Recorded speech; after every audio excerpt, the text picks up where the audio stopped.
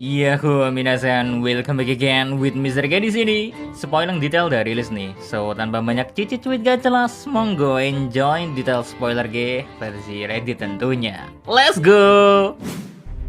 Judul chapter 1029 Tower. Ya, judul kali ini kayaknya kembali mengarah ke teknik dari seseorang lagi, dan jurus Tower adalah teknik milik Hawkins yang nantinya dia gunain waktu lagi bertarung dengan killer.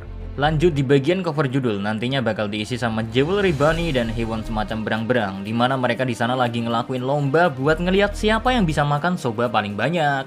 Next, kita masuk ke menu utamanya. Chapter 1029 dimulai dengan melanjutkan momen sebelumnya, dimana setelah pedang milik Queen patah, kita diperlihatkan reaksi dari beberapa bawahan Kaido yang sangat terkejut melihat momen itu.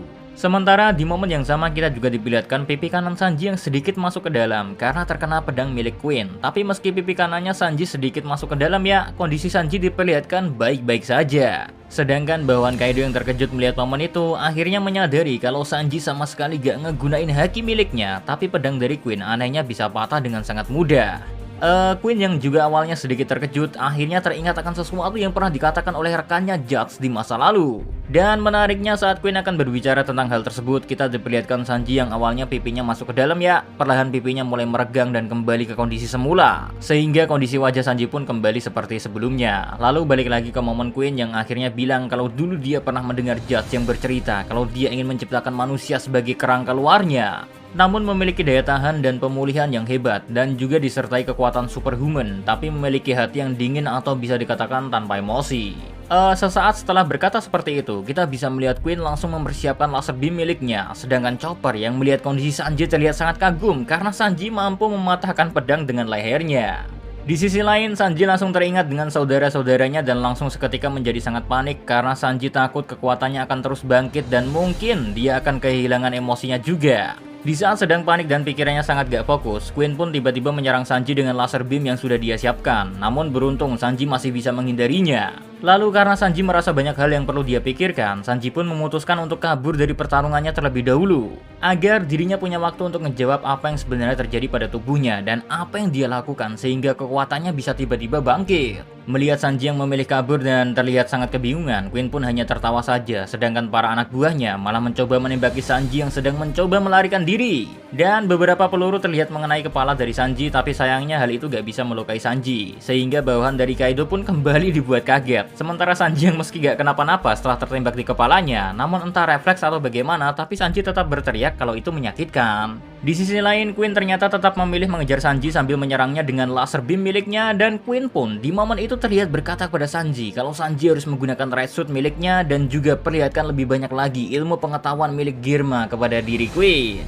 Next, momen pun berpindah ke lantai 2 kastil Onigashima, di mana Big Mom sedang bertarung dengan Kid dan Law. Di momen itu kita diperlihatkan Kid yang sedang terbaring di tanah dan meringis kesakitan sambil memegangi kepalanya. Law yang melihat Kid yang sepertinya merasakan sakit kepala bukan main, hanya bisa bertanya apa yang sebenarnya terjadi, karena Law juga gak terlalu mengerti dengan kondisi Kid. Di sisi lain, Big Mom yang melihat kondisi Kid seperti itu langsung menggabungkan Hera dengan Napoleon untuk membuat pedang petir dan mencoba menyerang Kid agar Kid bisa segera dia habisi. Tapi Law yang ada di sana gak ngebiarin hal itu dan ngegunain room miliknya untuk berpindah ke dekat kepala Big Mom dan kemudian menyerang Big Mom dengan serangan counter shock miliknya. Sayang, usaha dari Law masih bisa ditahan oleh Prometheus yang menggunakan serangan barunya yang bernama Stolen Fire, dan serangan itu pun sukses membakar Law sehingga Law pun langsung jatuh ke tanah seketika. Melihat Law yang jatuh, Big Mom pun langsung melompat dan berputar di udara dan kemudian mengayunkan pedang petirnya ke arah Kid dengan serangan bernama Mama Right. Dan serangan tersebut pun sukses mengenai Kid, dan di momen selanjutnya pun kita diperlihatkan baik Kid dan Law yang masih mencoba kembali bangkit meski baru aja terkena serangan yang cukup telak. Kid sendiri sebenarnya terlihat lebih gak bisa menahan rasa sakit yang menyerang kepalanya, hingga dia pun bertanya kepada dirinya sendiri sebenarnya apa yang terjadi pada dirinya. Padahal akhirnya dia berada di hadapan seorang Yunko. Kid juga mengeluh tentang apa yang akan terjadi jika aku mati dengan cara seperti ini, karena Kid pasti gak bisa nerima hasilnya sebagai seorang bajak laut yang kalah bahkan sebelum dia bisa bertarung. Sementara itu, Big Mom yang melihat kondisi Kid hanya tertawa dan mengolok-olok Kid sambil bilang apakah Kid akan tetap mati meski dia gak menyerang Kid.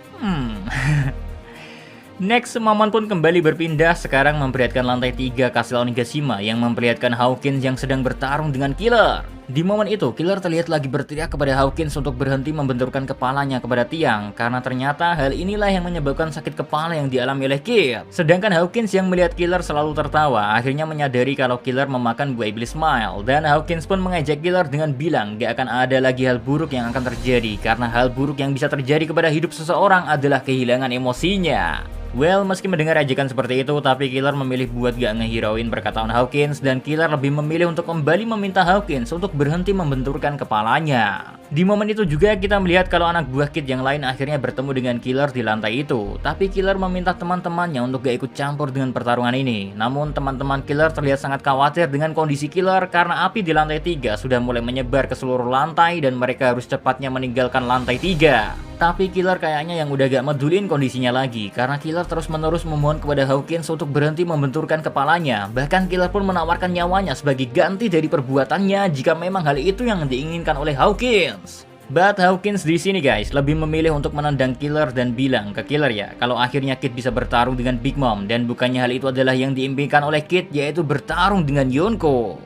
Dan Killer pun menjawab kalau Hawkins tahu akan hal itu, maka Hawkins sebaiknya membiarkan Kid untuk bertarung. Tapi Hawkins bilang kalau apa gunanya bertarung dalam pertarungan yang gak bisa kamu menangkan. Dan Hawkins pun memperingati Killer kalau Killer gak bisa menyerangnya, maka sebaiknya Killer menyerah saja. Lalu Hawkins nantinya akan meminta Kaido memaafkan Killer. Lalu Hawkins pun melanjutkan perkataannya dengan bilang, apakah kau gak bisa melihat kenyataan kalau mereka para Yonko telah menguasai lautan dalam waktu yang lama, makanya kalian gak akan punya kesempatan untuk bisa menang. Mendengar perkataan Hawkins, Killer menyadari kalau suara Hawkins sedikit bergetar, dan Killer pun merasa kalau jauh di hati Hawkins ya, pasti dia menyesali pilihannya untuk bergabung dengan Kaido. Tapi Hawkins di sini tetap kekeh sama perkataannya dan malah kembali memperingati Killer kalau Killer akan segera menyesali keputusannya, karena di momen itu kita diperlihatkan sedikit flashback ke momen Hawkins yang sedang menyetujui untuk menjadi bawahan Kaido.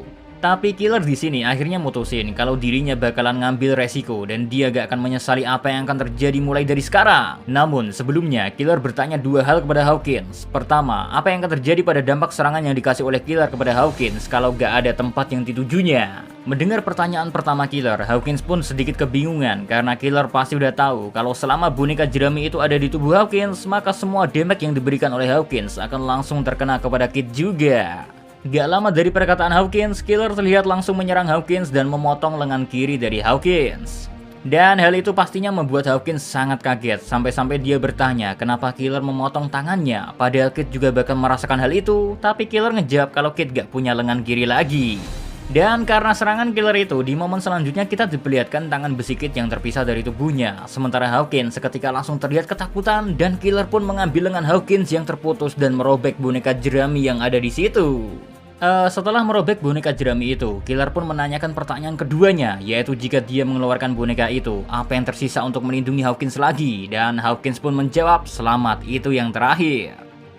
Namun meski berkata seperti itu, di dalam hati Hawkins dia berkata kalau ini adalah sesuatu yang gak terduga. Makanya Hawkins langsung menggunakan kartu miliknya dan meneriakkan Grim Reaper, kartu pemusnahan.